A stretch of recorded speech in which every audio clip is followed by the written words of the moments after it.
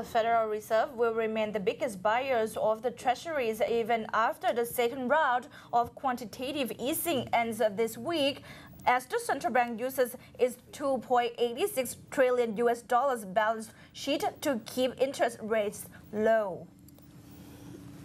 While the $600 billion purchase program known as QE2 winds down, the Fed said June 22nd that it will continue to buy treasuries with proceeds from the maturing debt it currently owns. That could mean purchases of as much as $300 billion of government debt over the next 12 months without adding money to the financial system. The central bank, which injected $2.3 trillion into the financial system after the collapse of Lehman Brothers Holdings in September 2008, will continue buying treasuries to keep market rates down as the economy slows. The purchases are supporting demand at bond auctions while President Barack Obama and Republicans in Congress struggle to close the gap between federal spending and income by between $2 trillion and $4 trillion. Matt Toms, the head of the U.S. Public Fixed Income Investment at Atlanta-based ING Investment Management, said he did not think the Fed wanted to remove accommodation in any way, shape, or form. He said it's quite natural for them to reinvest cash that effectively maintains the accommodative stance. Facebook game tie-ins such as Farmville are launching for television and film content. What's a Hollywood producer to do after selling the rights to the DVDs, TV show, action figures, and apparel tied to a summer blockbuster? Well, it's 2011, and that means branded virtual goods. Social games played on Facebook are the new frontier for film and television tie-ins. This summer, two movies, Disney's Cars 2 and Fox's Mr. Popper's Penguins, and a popular Showtime series will attempt to build buzz and some extra revenue by featuring their characters in Facebook games. For help, studios are turning to developers with experience in social games, an overnight industry that's amassed an audience of more than 300 million people who will spend $4.9 billion this year on virtual goods tractors on Zynga's Farmville, and so forth, estimates research firm Think Equity. We've been asked by every major media property in the world to do something in the last 12 months, says Peter Rillon, executive chairman of CrowdStar, a game maker in Burlingame, California. According to President Nicolas Sarkozy, France will invest €1 billion in nuclear power despite warnings after the Fukushima disaster in Japan. The new investment will include a boost for research into nuclear safety. The French nuclear giant Areva is developing the fourth generation of reactors. France gets 80% of its electricity from nuclear power. Earlier this year, neighboring countries such as Germany, Switzerland, and Italy voted against nuclear power following Fukushima. The BBC's Kristen Fraser in Paris say that as president of the G8 and G20 industrial groups, Sarkozy has been pushing for an international standard on nuclear safety. Sarkozy told in a news press conference that we are going to devote €1 billion to the nuclear program of the future, particularly fourth-generation technology. We are also going to release substantial resources from the big loan to strengthen research in the sphere of nuclear safety. He stressed his government was still investing massively in renewable energy. He announced €1.35 billion of investment for that sector. But the correspondent says it is obvious how important nuclear power is to the French economy and its energy security. The Fukushima Daiichi nuclear plant's cooling system were knocked out by the March 11 earthquake and tsunami in Japan. The disaster caused a meltdown at 3 of the reactors, and the plant is still leaking radiation.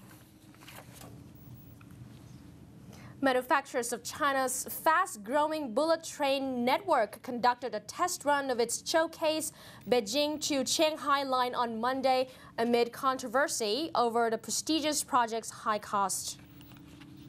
A train carrying government officials, manufacturers and reporters left Beijing for the 1,318-kilometer or about 824-mile trip to Shanghai from Beijing South Railway Station. The journey was expected to take about 5 hours or half the time of conventional rail.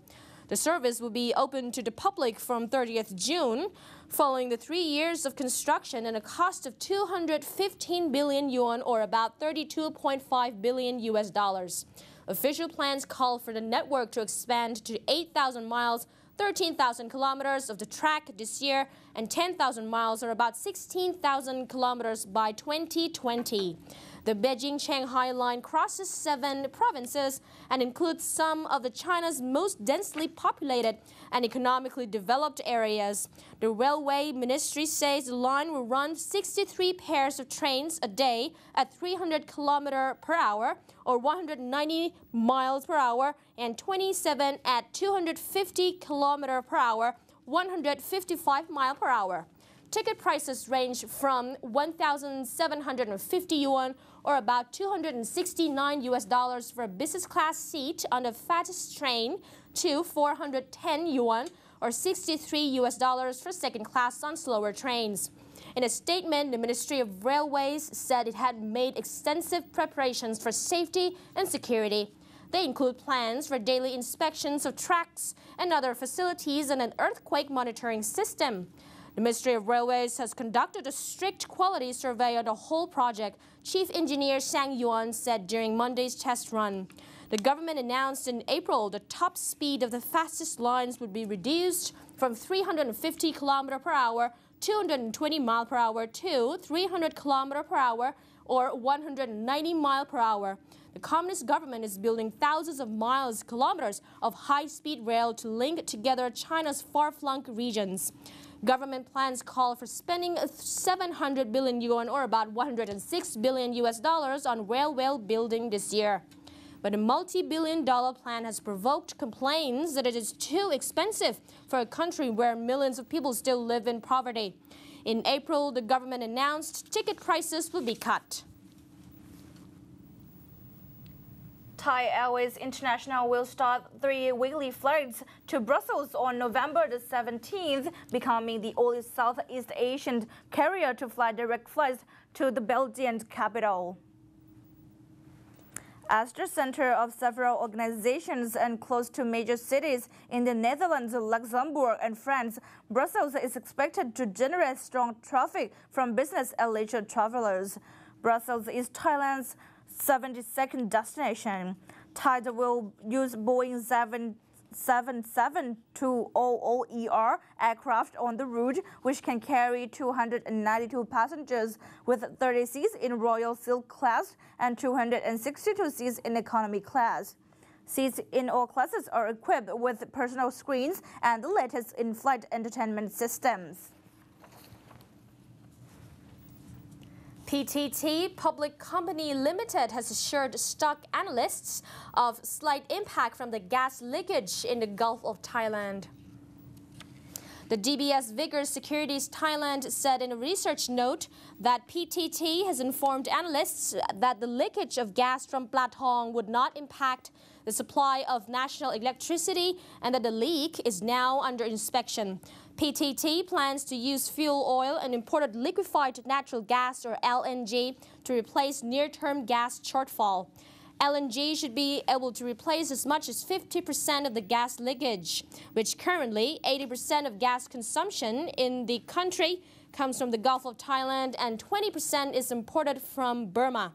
PTT owns 3 gas pipelines in the Gulf of Thailand with a total capacity of 3,400 million standard cubic feet per day. Pipeline number 1 has capacity of 86 million cubic feet. PTT has solved the immediate problem by diverting 260 million cubic feet from pipeline number 1 to pipeline number 2. Net loss impact would be 600, which is lower than 734 million cubic feet, estimated by the Department of Mineral Fuels. The incident took place on Saturday after a Hyundai vessel, which was contracted by PTT, was performing linkage work between pipeline number 2 and number 3. DBS noted that the news is likely to lead to negative sentiment on PTT's share price in the near term. The impact is expected to be limited if PTT can solve the problem speedily. The Gas Transmission Pipeline Unit's Executive Vice President Vishai Phongiratiwat of PTT Group said on Saturday that the leak was located around 325 kilometers from the eastern province of Rayong's coast, where a main tube of 34-inch diameter and a minor pipeline of 24-inch diameter were linked. A remotely operated vehicle was sent into the sea to monitor the situation and estimate time for further repair. PTT announced the amount of gas leak reached around 600 million cubic feet per day, which clearly affected the company's ability to transfer the natural gas to EGAT and the gas separation plants.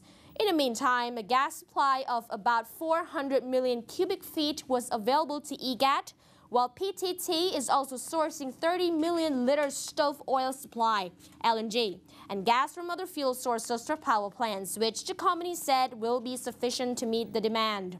The gas leak incident has not had a negative impact on their maritime ecosystem, which Hai said, because the natural gas was lighter than air, insoluble in water, and in an unadulterated form. Coming up, we have a special report on the reconciliation policies.